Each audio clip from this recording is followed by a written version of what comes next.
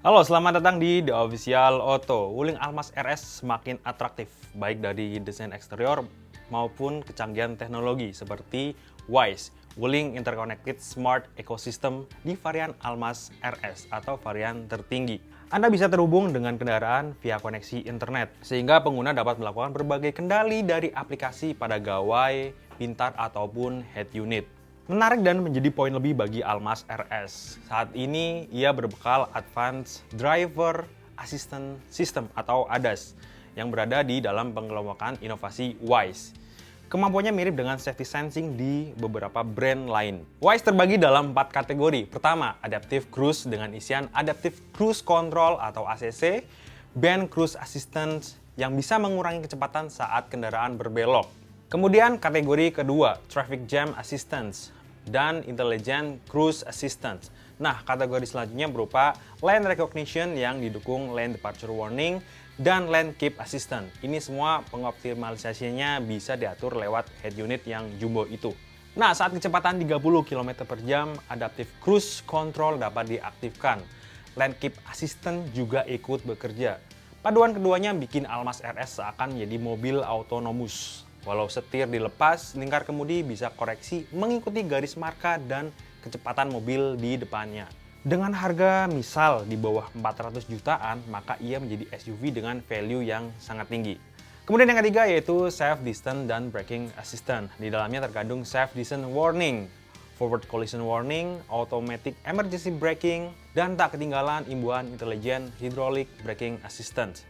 Kemudian ada lagi Collision Mitigation System, sedangkan kategori terakhir yakni Automatic Light yang diakomodasi melalui Intelligent Head Beam Assistance. Internet of Vehicle merupakan salah satu bagian dari WISE. Inovasi ini bikin mobil sambung antara mobil dengan pengguna dengan kendaraan melalui smartphone serta head unit. Barisan fitur yang bisa diatur via smartphone terdiri dari Vehicle Positioning, Remote Control, Geofencing, hingga Bluetooth Key. Anda bisa menyalakan mobil, menyalakan AC, dan banyak hal dari handphone. Sedangkan koneksi internet di monitor berupa online navigation, online music, plus internet messaging, kemudian sistem saling mendukung antar fitur. Ketiga fungsi itu terkoneksi dengan perintah bahasa Indonesia atau Wuling Indonesian Command, WIN. Yang membedakan antara Almas RS dengan reguler adalah bagian mukanya. Kini di Almas RS dibikin lebih sporty dengan garis-garis desain yang tajam dan ada bagian splitter gaya karbon. Kemudian ada logo RS kecil dengan seperti bendera merah putih di pojok kanan atas. Dibandingkan dengan Almas reguler, RS ini tampil lebih atraktif dan sporty. Wuling Almas RS menanggalkan garis-garis kromium di wajah. Bedanya dengan reguler, dual grill dihilangkan lalu diganti menggunakan model kisi-kisi tunggal berbilah horizontal.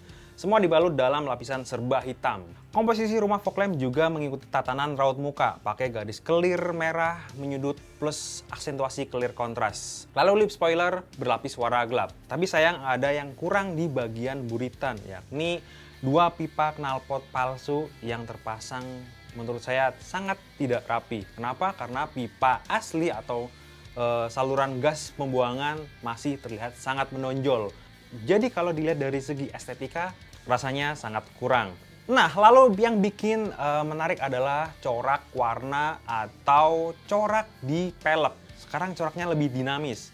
Anda bisa memilih pelek yang berukuran 17 atau 18. Dan ada tambahan biaya sekitar 2 juta jika Anda berminat meminang yang berukuran 18 inci. Tapi secara corak sama saja, itu terserah dan preferensi masing-masing. Selanjutnya kalau kita melihat di bodi samping, sebetulnya tarikan garis, alur-alurnya, dan side skirt mirip dengan Almas yang ada sekarang atau eksis.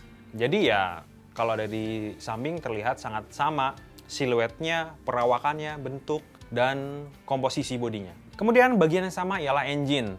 Wuling Almas tetap menggunakan mesin 1,5 liter turbo dengan teknologi VVT yang sama dengan model reguler. Buncahan 4 piston menghasilkan tenaga 141 PS pada 3.500 rpm, kemudian torsi maksimal 250 Nm dari rentang 1.600 sampai 3.600 rpm. Ya, tetap sama aja. Kemudian fitur umum dipastikan tetap lengkap. Anda bisa menemukan kamera 360 derajat, sensor parkir, electronic stability control, hill hold control. Kemudian disuguhi pula fitur auto vehicle holding. Tak lupa ada electric parking brake, emergency stop signal, dan 4 airbag. Sistem pengeremannya juga sama, ABS, EBD, dan BA.